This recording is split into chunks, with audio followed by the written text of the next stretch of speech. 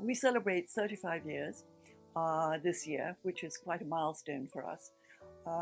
We are the largest cancer support sort of organization in Hong Kong, and we span over, our work is done from the hospital, the community, and the home.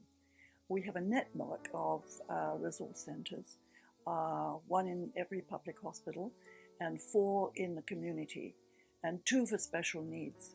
So we've grown hugely from very humble beginnings. We started the Cancer Fund because a girlfriend of mine experienced stomach cancer, and there was no support, no information.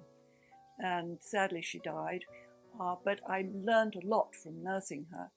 A positive mind was really important, and she found comfort in all sorts of interventions. So after she died, it was a sad time, but she died peacefully.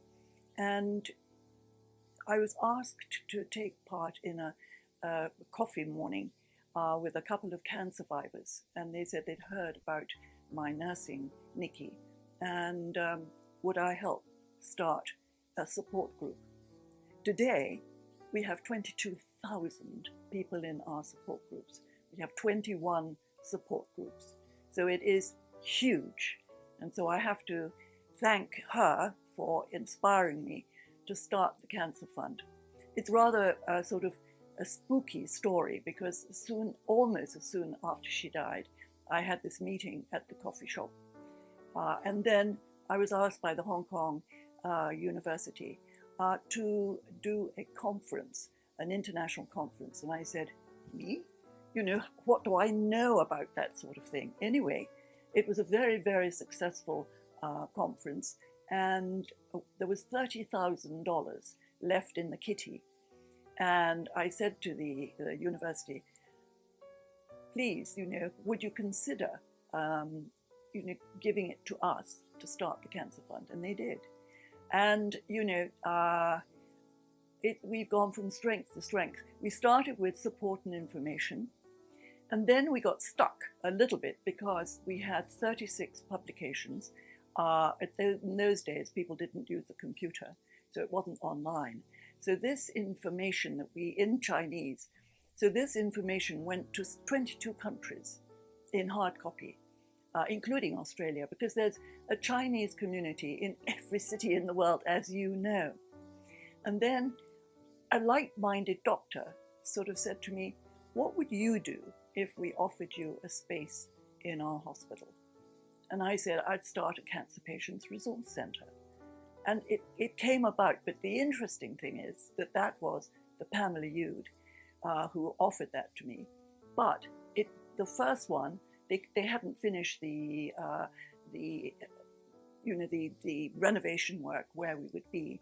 And so the other hospitals heard about it, and the first one we opened was in Queen Mary Hospital. So we're very blessed that we have, it's the whole idea is seamless service. So from the hospital setting to the community to the home. So that's how we work our service. And we have now, I have about 150 frontline staff, and they are clinical psychologists, nurses, social workers, and all our services are free. So, we believe in face-to-face.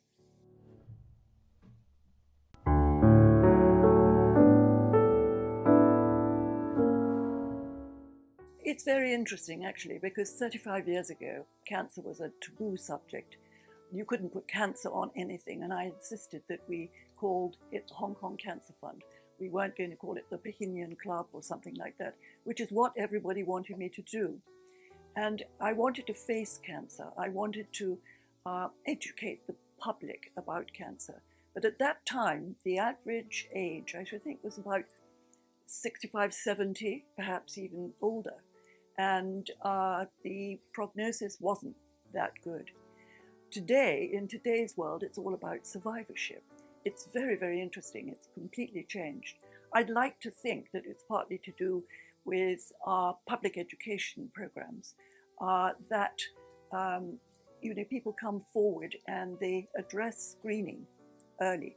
So our numbers in terms of, 100 people a day are diagnosed with cancer.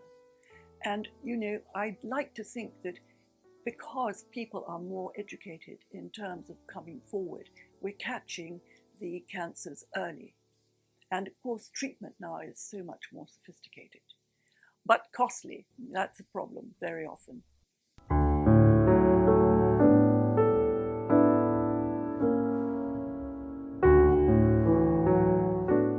Many. We never stop. We try to fill the gaps. But interestingly enough, talking about filling the gaps, we were funding a bereavement group for children who'd lost their parents to cancer. And I popped in to see, how it was going, because I take a very hands-on view of our work. And I thought, this isn't right. Why are we looking after these children after they've lost a parent or sibling, when we should be taking them through the cancer journey? So we take a family approach. So we started the Rainbow Club. The Rainbow Club are for children whose parents or siblings have been diagnosed with cancer. Children are very smart today. They understand if mommy and daddy are crying, if there's anxiety in the house, they feel it. And they think that if they're very young, they think it's something to do with what they've done.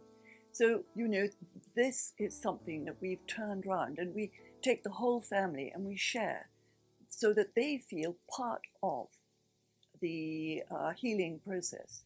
It's very, very interesting, and it's very successful. And then I think that the challenge for us is the young adults. Young adults, it's everything in their world. If you have a pimple, a bad hair day, but they are either going for A-levels, they're trying to get into university, they're just married, they want a family. So this is one of our new projects. We've started a women's center, not only for the young adults, females, but also for all females and all cancers, because breast cancer, although it is the #1 cancer for women, there are many other cancers that are very, for women, that are challenging. So we're in the process of starting this new service.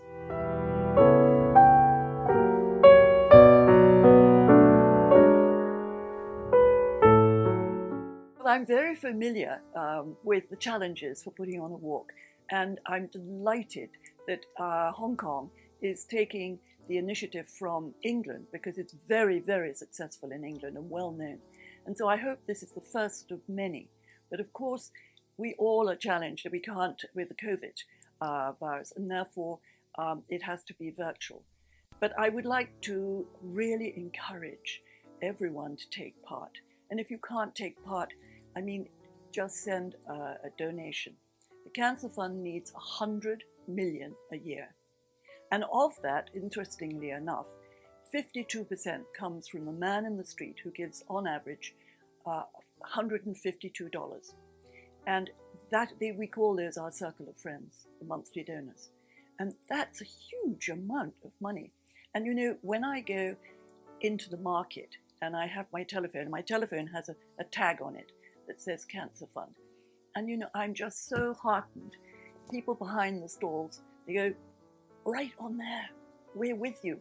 And I think to myself, these are the people we're serving. They don't have insurance.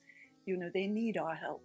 And so, please, if you can, take part. It's really all the causes are really good causes.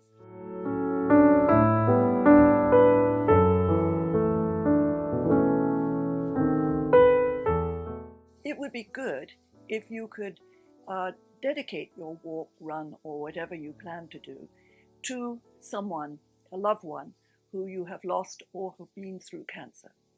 I think this is very meaningful, and when you're walking up a hill, it'll help you.